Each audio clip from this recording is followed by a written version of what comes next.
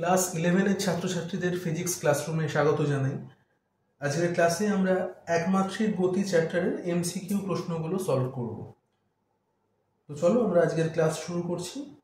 দেখো, প্রথম যে প্রশ্নটা দেওয়া রয়েছে যে বাহ্যিক কোনো বলের প্রভাবমুক্ত ত্রিমাত্রিক দেশে গতিশীল একটি কণার গতি হলো বলে চারটে অপশন দেওয়া রয়েছে। প্রথম অপশন হচ্ছে একমাত্রিক, তারপরে দ্বিমাত্রিক, নাম্বার সি হচ্ছে ত্রিমাত্রিক, আর অপশন ডি হচ্ছে চতুর্মাত্রিক। এই চারটে অপশন দিয়েছে।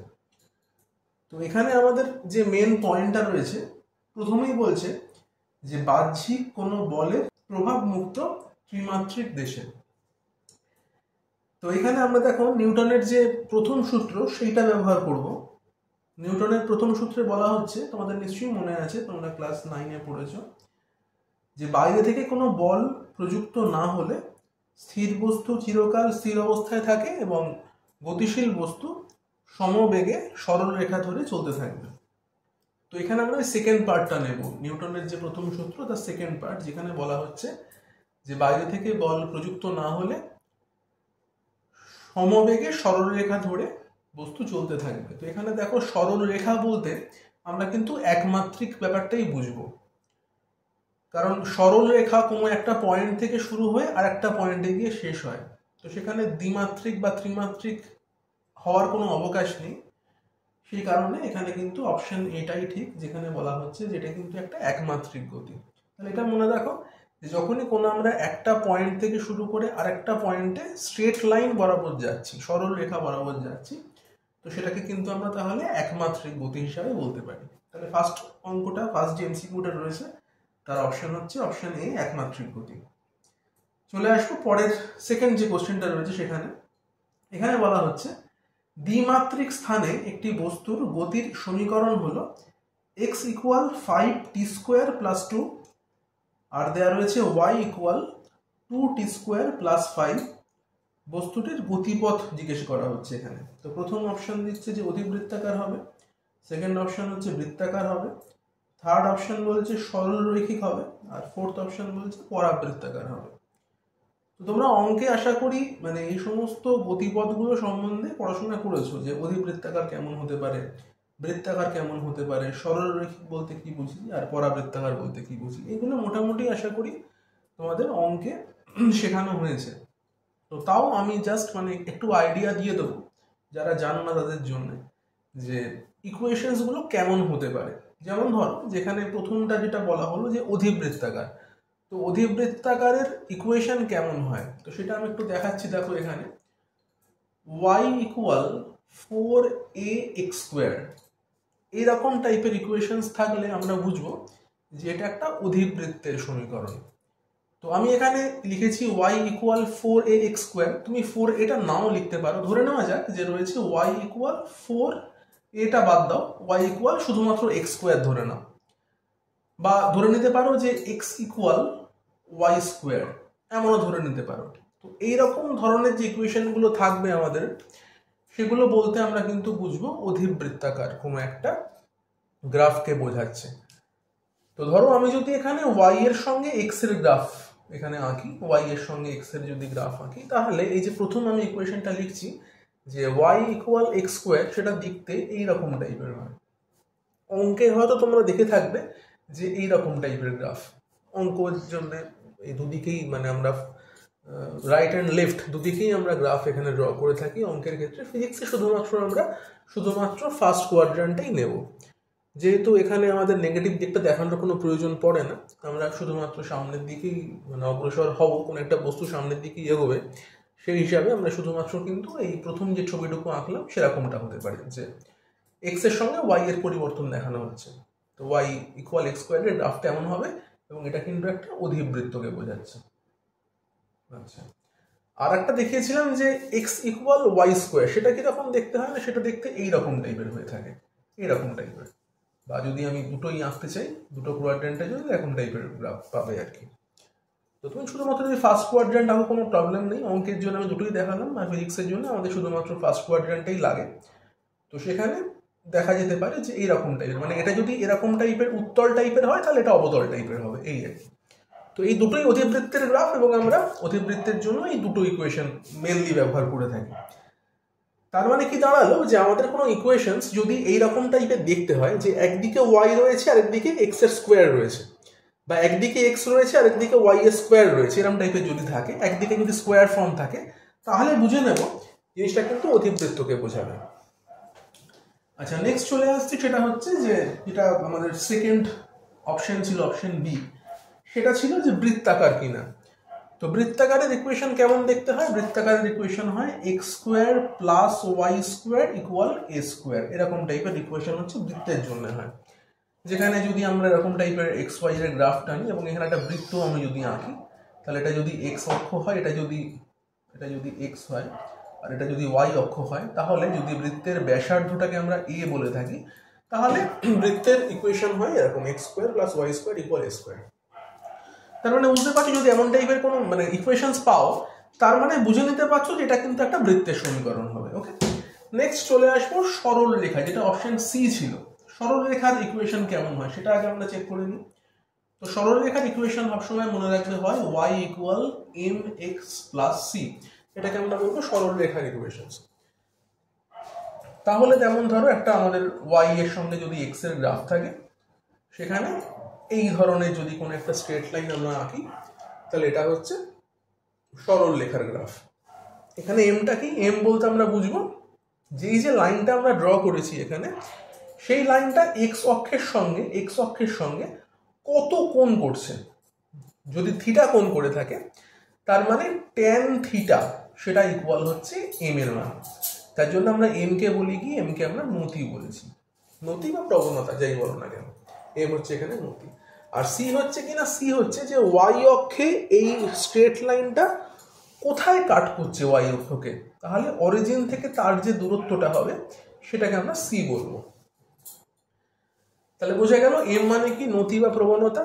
সেটা কিভাবে বার করছি না, এখানে আমরা স্ট্রেট লাইনটা যেটা এঁকেছি সেটা এক্স অক্ষের সঙ্গে যে কোণ তৈরি করবে বা প্যারালালের সঙ্গে যে কোণ তৈরি করবে, সেটাকে আমরা ট্যান থিটা দিয়ে যদি করি, তাহলে ট্যান থিটা ইকুয়াল এম হচ্ছে আমার নতি। আর স্ট্রেট লাইনটা ওয়াই অক্ষের উপরে যে বিন্দুতে টাচ করছে বা যে বিন্দুকে কাট করছে মূল বিন্দু থেকে, সেই দূরত্বটাকে আমরা বলছি সি, মানে ছেদিতাংশ। ওয়াই অক্ষের উপর ছেদিতাংশকে আমরা সি বলছি। তাহলে এমন ইকুয়েশন যদি আমাদের কখনো আসে, ওয়াই আর একদিকে ওয়াই আছে একদিকে এক্স আছে ইকুয়েশনে, তাহলে কিন্তু সেই জিনিসটা আমাদের সরল রেখা বা স্ট্রেট লাইন হয়ে যাবে। আর নাম্বার 4 যেটা রয়েছে যে পরাবৃত্ত। পরাবৃত্ত তোমরা কিন্তু শিখেছো, তোমরা যখন ক্লাস 9-10-এ যখন তোমরা গ্যাসের সমীকরণ পড়েছো, বয়েলের সূত্র পড়েছো। বয়েলের সূত্রে দেখো, আমি একটা সহজ জিনিস দিয়ে বোঝাচ্ছি যে পিভি ইকুয়াল কনস্ট্যান্ট, এটা কিন্তু বয়েলের সূত্র, এবং তোমরা পড়েছো। তো সেখানে কি ছিল? P equal constant by V. এবং সেখানে দেখে থাকবে যে যে গ্রাফগুলো তোমরা পড়েছো, ধরো পি ভার্সেস ভি গ্রাফ যখন পড়েছো, এইরকম টাইপের গ্রাফ তোমরা পেয়েছো। তো এগুলো হচ্ছে কিন্তু অ্যাকচুয়ালি পরাবৃত্তের সমীকরণ। আমি অঙ্কের ইকুয়েশনস দিয়েও বোঝাতে পারতাম, কিন্তু এটা তোমাদের খুব জানা জিনিস, খুব কমন জিনিস, যে বয়েলের সূত্র পিভি ইকুয়াল কনস্ট্যান্ট এবং P equal K by V, তোমাদের খুব মানে চেনা জিনিস, এবং গ্রাফটাও চেনা যে গ্যাসের ক্ষেত্রে পি এর সঙ্গে ভি মানে ভলিউম বাড়লে প্রেশার কমে, আয়তন বাড়লে চাপ কমে, এরকম তোমরা তো দেখেছো এরকম টাইপের গ্রাফ। তাহলে এমন টাইপের ইকুয়েশনস যেখানে ধরো এক্স ভ্যারিজিয়াস 1/y এরকম টাইপের ইকুয়েশনস গুলো রয়েছে, তখন কিন্তু আমরা সেখানে পরাবৃত্তাকার ইকুয়েশনস পেতে পারি। আচ্ছা, এটা ছাড়াও যদি অঙ্কের সাপেক্ষে আমাকে বলতে হয় যে পরাবৃত্তের সমীকরণ কেমন হতে পারে, তো আমি সেটাও নিয়ে বলে দিচ্ছি। সেটা হতে পারে কিরকম? X square by A square minus Y square by B square equal 1, এটা হচ্ছে কিন্তু পরাবৃত্তের ইকুয়েশন। তো মোটামুটি 4টে জিনিস অপশন যেরকম ছিল আমি বলে দিলাম যে কেমন টাইপের ইকুয়েশন হলে কেমন টাইপের গ্রাফস হতে পারে। তো এইরকম 4টে হতে পারে, 4টে ইকুয়েশনস অন্য অঙ্কের ক্ষেত্রে আসতে পারে, তোমাদের সেখানে বলতে হতে পারে যে এই ইকুয়েশনসকে কিরকম টাইপের গ্রাফ আসছে। তো গ্রাফের ক্লাস আমরা পরে নেব, আমার অন্য ভিডিও রয়েছে যেখানে গ্রাফ বোঝানো হয়েছে, সেই ভিডিওর লিঙ্কগুলো আমরা এই ভিডিওর সঙ্গে অ্যাটাচ করে দেবো। তো দেখতে পাবে কি করে গ্রাফ টানতে হয়, গ্রাফ মানে মেনলি ফিজিক্সে আঁকে কি করে, এই চ্যাপ্টারের জন্য অন্তত। যাই হোক, যে অঙ্কটায় আমরা ছিলাম সেই অঙ্কটায় ফিরে আসছি। আমাদের ছিল যে এক্স এবং ওয়াই দিয়ে দুখানা ইকুয়েশন দেওয়া ছিল, আমি দুটো ইকুয়েশন লিখছি আরেকবার করে। দেওয়া ছিল x equal 5t square plus 2, এই একটা ইকুয়েশন ছিল। আরেকটা রয়েছে Y equal 2t square plus 5। হ্যাঁ, এরকম দুটো ইকুয়েশন রয়েছে। তো সেই ইকুয়েশনসগুলোকে আমরা সলভ করে আমাদের করতে হবে কিনা একদিকে এক্স রাখতে হবে আর একদিকে ওয়াই রাখতে হবে। কারণ তুমি দেখলে এতক্ষণ ধরে আমরা যে সমস্ত মানে ইকুয়েশনসগুলো দেখালাম, যেগুলো থেকে আমরা গ্রাফ আঁকি, সেখানে কিন্তু প্রত্যেকটা ইকুয়েশনে কিন্তু একদিকে এক্স একদিকে ওয়াই ছিল, এবং সেই অনুযায়ী আমরা চেক করব যে আমাদের যে চারটি ইকুয়েশন আমরা লিখলাম সেই ইকুয়েশনসের সঙ্গে কোনটার সঙ্গে এই জিনিসটা ম্যাচ করছে। তাহলে কি হয়েছে, আমাদের এখানে যেটা করতে হবে আলটিমেটলি টি গুলোকে আমাদের এলিমিনেট করতে হবে। টি এলিমিনেট করে আমরা এক্স ও ওয়াই এর একটা রিলেশন বার করার চেষ্টা করব। তো সেই কারণে আমরা কি করছি দেখো, আমরা এখান থেকে এই ফার্স্ট ইকুয়েশন থেকে টি স্কোয়ারের মানটা বার করব, করে এই সেকেন্ড ইকুয়েশনসটাই বসিয়ে দেবো, তাহলে টি এলিমিনেট হয়ে যাবে। তো সেটাই করবো। তাহলে এখান থেকে দেখো টি স্কোয়ার ইকুয়াল আমরা কি লিখতে পারি, এক্স মাইনাস 2/5, এই 2টা এদিকে মাইনাস হচ্ছে আর এই 5টা নিচে ভাগ হয়ে চলে আসছে, তার মানে সেটা হচ্ছে টি স্কোয়ারের মান। তো সেই টি স্কোয়ারের মানটা আমরা এই ইকুয়েশনে বসিয়ে দিচ্ছি। তাহলে আসছে কি y ইকুয়াল 2 ইন্টু টি স্কোয়ারের জায়গায় এটা বসাও, তাহলে এক্স মাইনাস 2/5 প্লাস 5, এরকম একটা ইকুয়েশন পাচ্ছ। তাহলে আলটিমেট কি আসছে দেখো, এখান থেকে y equal 2x/5 minus 4/5 plus 5, এমন একটা ইকুয়েশন আমরা পেলাম। এটাকে অনেক সাজিয়ে গুছিয়ে বিভিন্নভাবে লেখা যেতে পারে, কিন্তু আলটিমেট যেটা পাচ্ছ দেখো সেটা হচ্ছে যে একদিকে আমার ওয়াই রয়েছে আর একদিকে আমার শুধু এক্স রয়েছে, মানে কোনো স্কোয়ার টার্ম কিন্তু কিছু নেই। তো আমরা এর আগে যে চারটি ইকুয়েশন পড়লাম সেখানে দেখতে পাচ্ছিলে যেটা, যে একটা মাত্র ইকুয়েশন বাদ দিয়ে বাকি ইকুয়েশনসগুলোতে একদিকে অন্তত আমরা স্কোয়ার পাচ্ছিলামই। অধিবৃত্তের ক্ষেত্রে আমরা কি দেখলাম, একদিকে ওয়াই ছিল একদিকে এক্স স্কোয়ার ছিল, একদিকে এক্স ছিল একদিকে ওয়াই স্কোয়ার ছিল, এটা অধিবৃত্তের জন্য ছিল। তাহলে নিশ্চয়ই এটা অধিবৃত্তের সমীকরণ নয়, বুঝতেই পারছো। আচ্ছা, বৃত্তের ক্ষেত্রে আমরা কি দেখলাম যে দুদিকে স্কোয়ার থাকে, এক্স এরও স্কোয়ার থাকে ওয়াই এরও স্কোয়ার থাকে, তাহলে এখানে কোনোটারই স্কোয়ার নেই, তাহলে এটা বৃত্ত নয়। আবার আমরা পরাবৃত্তের ক্ষেত্রে কি দেখলাম যে ওয়াই এর সঙ্গে এক্স এর একটা ব্যস্তানুপাতিক সম্পর্ক হওয়ার কথা, বা সেখানেও আমরা এক্স স্কোয়ার ওয়াই স্কোয়ারের ফর্মটাও দেখলাম, দুটো ফর্মই আমি দেখিয়ে দিয়েছি। তাহলে পড়ে থাকলো যেটা, সেটা হচ্ছে যে আমাদের সরল রেখার সমীকরণ, যেটা আমরা পাচ্ছিলাম কিনা y equal mx plus c। তাহলে দেখো এই পার্টটা কিন্তু সেরাম টাইপের জিনিস, যেখানে কিরকম এলো জিনিসটা, m তাহলে কত, m হচ্ছে এখানে 2/5, আর c কোনটা, c হচ্ছে বাকি পার্টটা, মানে মাইনাস 4/5 প্লাস 5 যে পার্টটা রয়েছে সেটা কিন্তু c এর মতো। তাহলে এখানে 2 এর পার্ট যেটা, সেটা আমার m এর মতো আচরণ করছে, বাকি পার্টটা কিন্তু আমার c এর মতো আচরণ করছে। তো এই জিনিসটা তাহলে দেখতে কেমন হলো না, স্ট্রেট লাইনের মতনই ইকুয়েশনটা ফর্মেশন হয়েছে। তাহলে আমরা বলে দিতে পারবো যে এটা কিন্তু সরল রেখার সমীকরণ। বেশ, তাহলে নাম্বার 2 নম্বর অঙ্কটা মোটামুটি বোঝা গেছে আশা করি। আমরা চলে যাব পরের অঙ্কে, 3 নম্বর অঙ্কে। আচ্ছা, সেখানে কি বলছে, সেখানে বলছে কি 1 মিটার ব্যাসার্ধের একটি অর্ধবৃত্তাকার পথে একটা বস্তুকণা 1 সেকেন্ডে এ থেকে বি বিন্দু পর্যন্ত যায়, কণাটির গড় বেগের মান কত? তো ভালো করে অঙ্কটা খেয়াল করো। এখানে হয়েছে কি না, দুটো বিন্দু রয়েছে, একটা এ বিন্দু রয়েছে আর একটা বি বিন্দু রয়েছে, এবং একটা কণাকে আমরা এ থেকে বি তে নিয়ে আসছি কিভাবে না, একটা অর্ধবৃত্তাকার পথ বরাবর। এবং বলে দিচ্ছে কি না, যে অর্ধবৃত্তাকার পথ বরাবর এনেছি জিনিসটাকে, তার ব্যাসার্ধ কত না 1 মিটার। তাহলে আমি ভাবছি যে এই অর্ধবৃত্তের কেন্দ্র যদি এই জিনিসটা হয়, তাহলে এইটুকু আমার 1 মিটার হচ্ছে, ধরুন না যাক যে কেন্দ্রটাকে আমরা ও ধরলাম, তাহলে ও এ যে দূরত্বটা সেটা 1 মিটার, বা ও বি যেটা সেটাও 1 মিটার, ব্যাসার্ধ যেহেতু দিয়ে দিয়েছে। আর বলেছে কিনা অর্ধবৃত্তাকার পথে আমি কণাটাকে নিয়ে এসেছি এ থেকে বিতে। যাই হোক, প্রশ্নটা কি করেছে যে কণাটির গড় বেগের মান হলো বলে 4টে অপশন দিয়েছে। আচ্ছা, ঠিক আছে। তো দেখো এখানে গড় বেগের মান জিজ্ঞেস করেছে। তো আমরা ছোটবেলা থেকে শিখে আসছি যে যখন আমরা বেগের মান নির্ণয় করি, তো সেক্ষেত্রে বৃত্তপথে যখন কোনো একটা কণাকে আমরা মানে চালনা করব, সেক্ষেত্রে বৃত্তের প্রত্যেকটা বিন্দুতে, মানে ধরো এই যে আমি বৃত্তপথে চালনা করেছি বস্তুটাকে, তাহলে বৃত্তের প্রত্যেকটা বিন্দুতে বেগের দিক কিন্তু পাল্টে যায়। যেমন এই বিন্দুটা যদি আমি চেক করি, বেগের দিক কিন্তু এরকম একটা দিক হবে। মানে আমরা ভালোভাবেই জানি যে ভেক্টর ওয়াইজ কি হয় না, এই প্রতিটা বিন্দুতে আমি যদি একটা করে স্পর্শক আঁকি, তাহলে এই স্পর্শক বরাবর কিন্তু ভেক্টরের দিকটা হয়। তাহলে সেইভাবে বেগের দিকটাও এইভাবে পাল্টাতে থাকবে। এরকম বিভিন্ন বিন্দুতে যদি আমি একটা করে স্পর্শক আঁকতে থাকি, তো চেক করে দেখতে পাচ্ছ যে প্রতিটা বিন্দুতেই কিন্তু ভি এর মান 1 হতে পারে, কিন্তু দিকগুলো আলাদা আলাদা হয়ে যাচ্ছে। সেই কারণে যদি আমাকে প্রশ্ন করতো যে গড় দ্রুতির মান কত, তাহলে কিন্তু খুব সহজে আমরা বলতে পারতাম যে দ্রুতিটা কত। কিভাবে বলতাম না, এই দূরত্বটা আমরা এখান থেকে মেজার করতাম।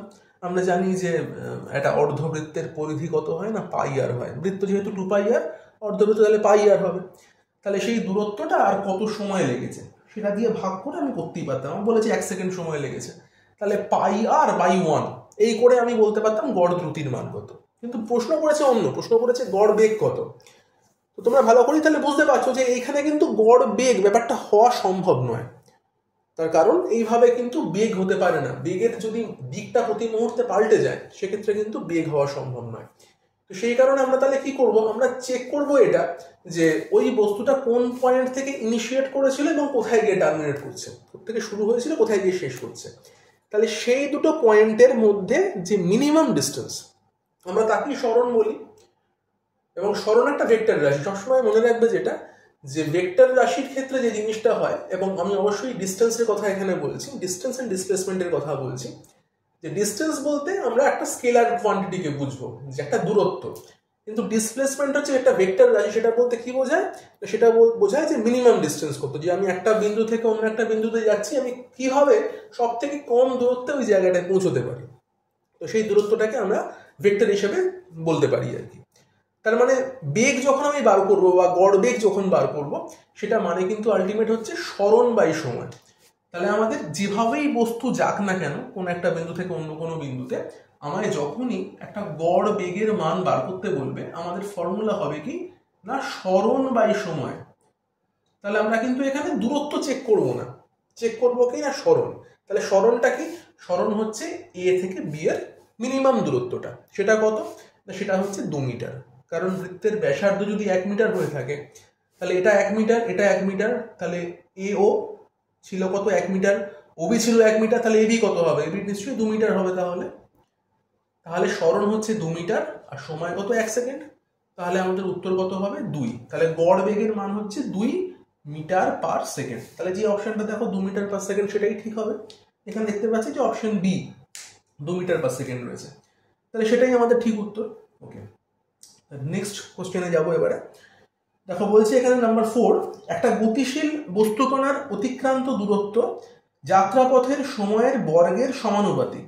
এই অবস্থায় বস্তুর ত্বরণটা কেমন হবে জিজ্ঞেস করছে। যে ফার্স্ট অপশন বলছে বৃদ্ধি পাচ্ছে, পরেরটায় বলছে হ্রাস পাচ্ছে, তারপরেরটায় বলছে শূন্য হয়ে যাচ্ছে, আর তারপরেরটায় বলছে ধ্রুবক। আচ্ছা, তো আমরা তাহলে বলবো যে কি হবে আলটিমেট ত্বরণটা কি হবে। তো কি বলেছে প্রশ্নের মধ্যে, প্রশ্নের মধ্যে বলছে যেটা যে অতিক্রান্ত দূরত্ব যাত্রাপথের সময়ের বর্গের সমানুপাতিক। মানে কি, এস অতিক্রান্ত দূরত্বকে যদি আমি এস ধরে নিই, তাহলে সেটা প্রপোর্শনাল টু যাত্রাপথের সময়, মানে একটা টি তার বর্গের সঙ্গে সমানুপাতিক, মানে এস প্রপোর্শনাল টি স্কোয়ার। বেশ, এবারে যেটা করবো আমরা, দেখো আমাদের যে এই একমাত্রিক গতি চ্যাপ্টারটা পড়ছি, এখানে মেইনলি কিন্তু আমাদের খুব কমই ফর্মুলা রয়েছে। আমাদের ফর্মুলা প্রথম একটা রয়েছে যেটা হচ্ছে যে সমবেগে যদি কোনো বস্তু যায় তার জন্য ফর্মুলা থাকছে হচ্ছে এস ইকুয়াল ভিটি। এটা হচ্ছে পুরোপুরি সমবেগে চলার জন্য। বাকি যে ফর্মুলাগুলো রয়েছে সেগুলো হচ্ছে যে যদি সমত্বরণ নিয়ে বস্তু চলে তখন যে ফর্মুলাগুলো, যেমন একটা রয়েছে ভি ইকুয়াল ইউ প্লাস এটি, আর একটা রয়েছে v square equal u square plus 2as, আর একটা রয়েছে s equal u t plus half a t square. তো এই তিনটে যে সমীকরণ আমি লিখলাম পরে, এগুলো কিন্তু প্রত্যেকটাই হচ্ছে না যখন কোনো বস্তু সমত্বরণ নিয়ে চলছে, মানে কি না ত্বরণটা কনস্ট্যান্ট বা ধ্রুবক। এই জন্য আমি এই সমীকরণগুলো লিখতে পারি। আর এই প্রথমটা লিখেছিলাম কখন না, যখন বেগটা ধ্রুবক, বেগ যখন কনস্ট্যান্ট, তার জন্য লিখতে পারি এস ইকুয়াল ভিটি। বেশ, তাহলে এবার এখানে যেটা বললো প্রশ্নে যে এস প্রপোর্শনাল টি স্কোয়ার, তাহলে আমি ম্যাচ করাবো যে আমার কোন ইকুয়েশনের সঙ্গে এটা ম্যাচ করছে। তো খুব ভালো করে দেখলে দেখবে যে আমরা যে লাস্ট ইকুয়েশন যেটা লিখেছি যে s equal u t plus half a t square, তার সঙ্গে এটা ম্যাচ করে যাচ্ছে, একদিকে এস একদিকে টি স্কোয়ার, তাই রয়েছে। তার মানে আমরা বুঝবো যে এটা নিশ্চয়ই একটা সমত্বরণের ইকুয়েশন, আর সেখানে ত্বরণ কনস্ট্যান্টই থাকে। সমত্বরণ মানে ত্বরণ কনস্ট্যান্ট, তো কোনো প্রবলেম নেই। তার মানে কি না, আমাদের প্রশ্ন করেছিল যে বস্তুর ত্বরণটা কি হবে, বৃদ্ধি পাবে না হ্রাস পাবে না শূন্য হবে না ধ্রুবক হবে। এখানে উত্তর হচ্ছে আমাদের ধ্রুবক হবে, ত্বরণ ধ্রুবক। এবং এটাও বলে দিই, তোমাদের যে সিলেবাস রয়েছে সেখানে কিন্তু যত অঙ্ক রয়েছে মোটামুটি সবই কিন্তু হয় সমবেগ বা সমতরণ নিয়েই করানো হয়েছে। অসমতরণের অঙ্ক কিন্তু তোমাদের সিলেবাসে নেই। তাই জন্য মোটামুটি জেনে রাখো যে কোশ্চেন যা পাবে মোটামুটি এরকম টাইপ ইকুয়েশনই রয়েছে, এবং ত্বরণটা সমতরণই হবে, ত্বরণ ধ্রুবক হবে, ত্বরণ এর বাইরে কিছু হবে না আলটিমেট, যে মানে অসমতরণ এরকম টাইপের কোনো অঙ্ক নেই সিলেবাসে, তো তাই জন্য হওয়ার কোনো চান্সও নেই। যাকে নাম্বার 4 তাহলে হলো, আমরা পরেরটায় যাব। পরের নাম্বার হচ্ছে নাম্বার 5। এখানে বলছে যে এক ব্যক্তি একটি নির্দিষ্ট দূরত্ব যাবে, সে ওই দূরত্বের অর্ধাংশ 30 কিলোমিটার/আওয়ার দ্রুতিতে এবং অবশিষ্ট অর্ধাংশ 40 কিলোমিটার/আওয়ার দ্রুতিতে গেলে তার গড় দ্রুতি কত হবে বলে 4টে অপশন দিয়েছে। তো দেখো এই অঙ্কটা করার জন্য আমরা দুভাবে করতে পারি। তো প্রথমটা একটু লেন্দি এবং তারপরটা আমি একটা মানে ফর্মুলা বলবো ছোট্ট, সেটা দিয়ে কিন্তু খুব ইজিলি এক লাইনে হয়ে যাবে অঙ্কটা। তো দুটোই বলছি কি করতে হবে।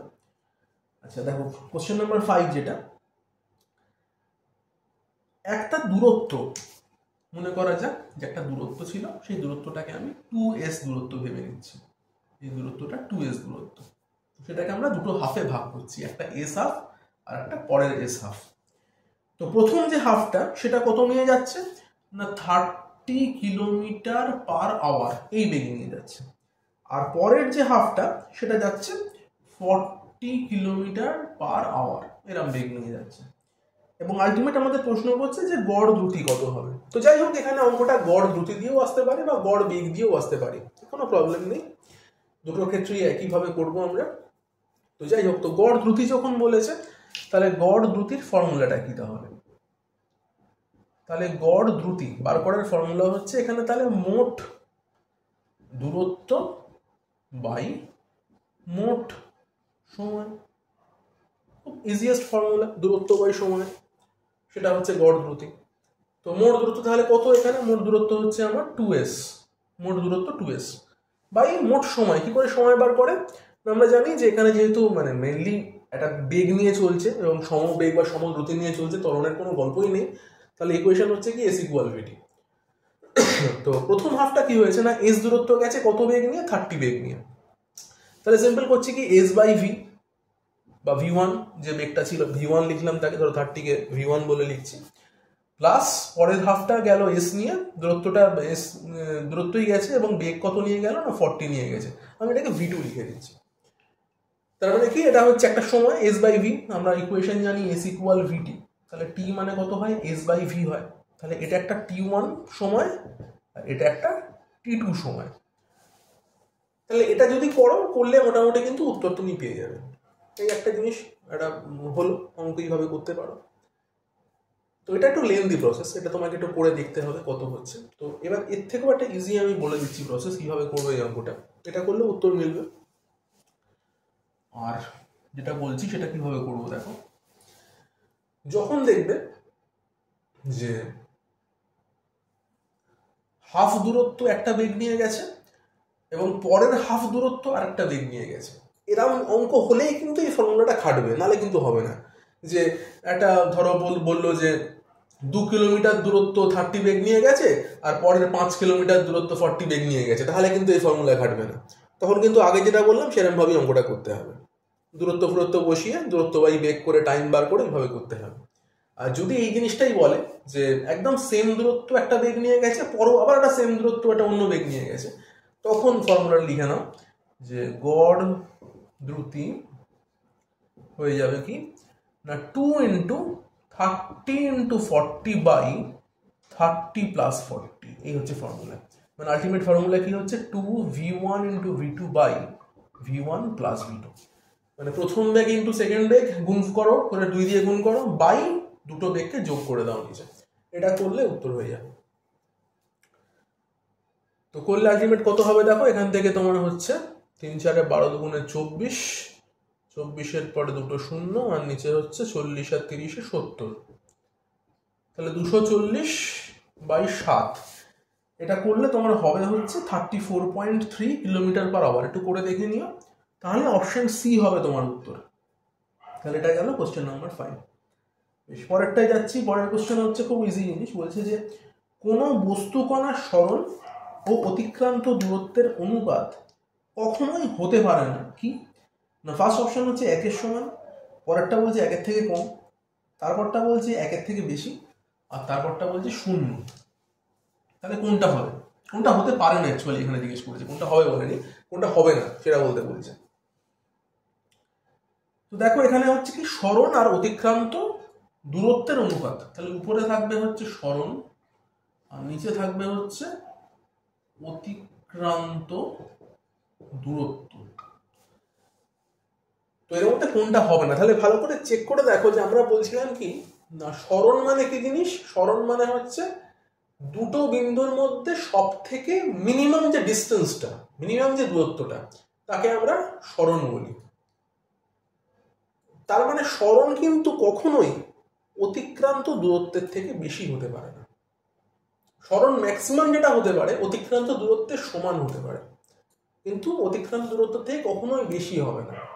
তাহলে দুটো কেস বলছি, একটা হচ্ছে সরণ যেটা হতে পারে সেটা হচ্ছে লেস অতিক্রান্ত দূরত্ব হতে পারে, অর ইকুয়াল অতিক্রান্ত দূরত্ব হতে পারে। মানে সরণ লেস ইকুয়াল অতিক্রান্ত দূরত্ব হতে পারে, কিন্তু কখনোই গ্রেটার হতে পারে না।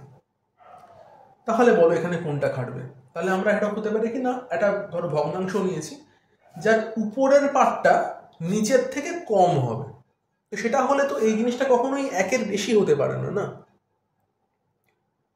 তার মানে কি, আমি যদি এই ইকুয়েশনটা ভাবো যে সরণ লেস ইকুয়াল দূরত্ব, তাহলে আমি দূরত্বকে যদি নিচে ভাগ করে নিয়ে চলে আসো, তাহলে এটা 1 হয়। তাহলে সরণ বাই দূরত্ব কিন্তু তাহলে লেস ইকুয়াল 1 হবে, কিন্তু এটা কখনোই গ্রেটার 1 হতে পারবে না। সরণ বাই দূরত্ব কখনোই গ্রেটার 1 হতে পারবে না। তাহলে দেখো অপশন কোনটা ম্যাচ করছে? অপশন সি ম্যাচ করছে, যেখানে বলছে যে 1 বেশি এটা হতে পারবে না। হলো বেশ, কোশ্চেন নাম্বার 6 হলো। আমরা চলে আসবো নেক্সট কোশ্চেন নাম্বার 7। 7 হয়েছে কি না, বলেছে যে একটি বস্তুকণার সরণ x ও সময় t নিম্নলিখিতভাবে সম্পর্কযুক্ত। x ইকুয়াল এটি প্লাস বিটি স্কোয়ার মাইনাস সিটি কিউব, যেখানে বলছে এ বি সি এরা হচ্ছে সব ধ্রুবক। যখন কণার ত্বরণ 0 হবে তখন কণার বেগ কত হবে? খুব সহজ জিনিস। তো এই অঙ্কগুলো করতে গেলে আমাদের একটু ডেরিভেটিভ করতে হবে, ডেরিভেটিভটা জানতে হবে। তো কি করে করে ডেরিভেটিভ একটু ছোট্ট করে বলে রাখি। ডেরিভেটিভ করার খুব সহজ ফর্মুলা আছে। যেমন ধরো যে আমার যদি একটা function y equal x to the power n হয়, তাহলে ডেরিভেটিভ মানে আমি এখানে dy dx এই জিনিসটা করবো। করলে হবে কি ddx of x to the power n হবে, এবং এর ফর্মুলা হচ্ছে কি না, এই মাথায় যে nটা রয়েছে সেই nটা আগে চলে আসে আর x এর পাওয়ারে একটা n কমে যায়, মানে n-1 হয়। ওকে, n 1 কমে যায়, এই হচ্ছে ফর্মুলা।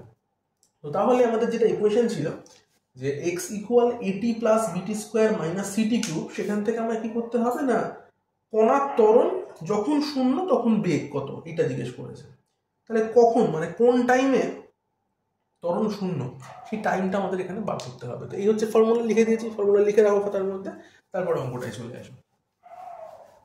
তাহলে অঙ্কটা লিখি, দিয়েছে কি না x ইকুয়াল এটি প্লাস বিটি স্কোয়ার মাইনাস সিটি কিউব, এই দিয়েছে অঙ্কটা।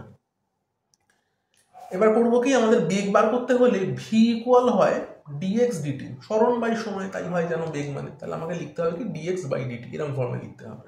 তাকে আমরা ডিএক্স বাই ডিটি বলি না, ডিএক্স ডিটি বলি, তার মানে বুঝে নেবে ডিএক্স বাই ডিটি ইকুয়াল। তাহলে এই প্রত্যেকটা জিনিসকে আমরা কিন্তু ডেরিভেটিভ করবো টাইমের জন্য। তাহলে ডিডিটি অফ এটি প্লাস ডিডিটি অফ বিটি square plus minus DDT of city cube, এরকম রয়েছে। প্রথমবার করছো বলে আমি এখানে ডিডিটি প্রত্যেকটার সঙ্গে লিখলাম, একেবারে লিখলেও পারো, কোনো অসুবিধা কিছু নেই। প্রথমে ডিডিটি লিখে পরেরটাকে ব্র্যাকেটে লিখে দিলেও হবে। তো প্রথম ডিডিটি অফ এটি কত হবে? এটা হচ্ছে এ হবে। তারপরে হচ্ছে কি, তারপরেরটা হবে 2bt, তারপরেরটা হবে কি 3ct স্কোয়ার। যে ফর্মুলাটা শেখালাম একটু আগে, একদম সেই ফর্মুলা থেকে ম্যাচ করে দেখতে পারো যে এটা হচ্ছে কিনা। তো এটা গেল ভি এর মানটা। নেক্সট করবো কি, আমরা ত্বরণ বার করবো। ত্বরণ মানে কি ডিভি ডিটি হবে, তাহলে বেগকে সময় দিয়ে ভাগ করলে ত্বরণ পাওয়া যায়। বা এটাকে আমি লিখতে পারি d2x dt2, মানে স্মরণকে দুবার ডেরিভেটিভ করলে এইভাবে লিখতে হয় d2x dt2। আচ্ছা, তো যাই হোক, তাহলে এই যেটা পেলাম আমরা এটাকে তাহলে টাইম ডেরিভেটিভ করবো আরেকবার। তাহলে ddt of a plus ddt of 2bt minus ddt of 3ct square, এটা এলো। এবার এই জিনিসটা ডেরিভেটিভ করলে কি হয় দেখো, একটা কনস্ট্যান্ট কোনো জিনিস যদি থাকে কনস্ট্যান্টের ডেরিভেটিভ করলে কিন্তু 0 হয়, তাই 0 করে দিলাম। প্লাস 2b হয়েছে, আর তারপরটা থেকে পাচ্ছি কি 3 আর 2 হচ্ছে 6ct। তাহলে ত্বরণ পেলাম আলটিমেটলি কত না 2b মাইনাস 6ct, এটা ত্বরণ। তো আমাদের প্রশ্ন করেছিল যখন কণার ত্বরণ শূন্য হয় তখন কণার বেগ কত হবে। তার মানে আমাদের ত্বরণ শূন্য এটা কোন টাইমে সেটা জিজ্ঞেস করতে বলেছে। তো প্রথমে সেটা বার করি। তাহলে এই ত্বরণের মান 0 হয় কখন না, এইটা 0 হলে, তার মানে আমার 2b মাইনাস 6ct এই ব্যাপারটা 0 হয়ে যাচ্ছে। তো সেটা কখন 0 হচ্ছে, কোন টাইমের জন্য না, t যদি আমার 2b বাই 6c হয়, এখান থেকেই পাচ্ছ 2b বাই 6c করলে আমি t পাচ্ছি, উপর নিচে কাটতে পারো, কাটলে হচ্ছে b বাই 3c। তাহলে টাইম হচ্ছে b বাই 3c, সেই সময় কণার ত্বরণটা 0 হয়ে যায়। তখন বেগ কত বার করতে বলেছে, তো বেগের মান আমরা অলরেডি এখানে লিখে রেখেছি। তাহলে এই জায়গাতে করবে কি, এই টাইমের জায়গাগুলোতে এই টাইমের মানটা বসিয়ে দাও, সেটা বসালে কিন্তু আমি ভি এর মানটা পেয়ে যাবো। ঠিক আছে, তো আমি উপরটা মুছলাম, উপরের পার্টটা মুছে এই জায়গাতে করছি।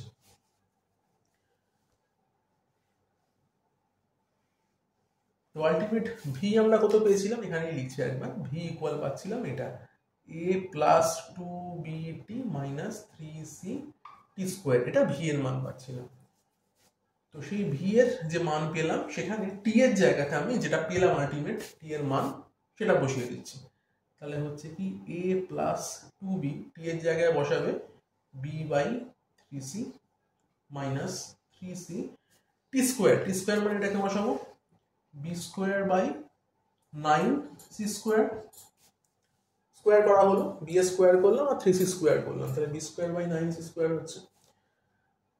তাহলে এটাকে একটু ভালো করে সলভ করতে হবে আলটিমেট। তাহলে এটাকে সলভ করলে পাবো কি দেখো, a plus 2b square by 3c minus B square C, বা সিও কেটে যেতে পারে, বি স্কোয়ারটা থাকলো উপরে, উপর নিচে সি কাটছে আর 3 আর 9 কাটছে, তাহলে নিচে হচ্ছে তোমার 3c।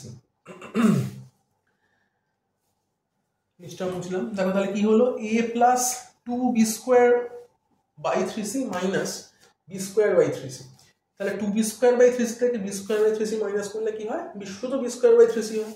তাহলে এখান থেকে পাচ্ছ কি a plus b square by 3c। তাহলে এটাই হচ্ছে আমার বেগের মানটা যেটা চেয়েছিল। তাহলে 7 নম্বর কোশ্চেন দেখো কোনটা ম্যাচ করছে, a plus B square by 3c, তাহলে অপশন সি এখানে ম্যাচ করছে। তাহলে 7 কোশ্চেনের উত্তর তাহলে এটাই। তো আজকের মতো ক্লাসটা আমরা এখানেই শেষ করব। পরের 8 নম্বর অঙ্ক থেকে আমরা পরের ভিডিও নিয়ে চলে আসবো।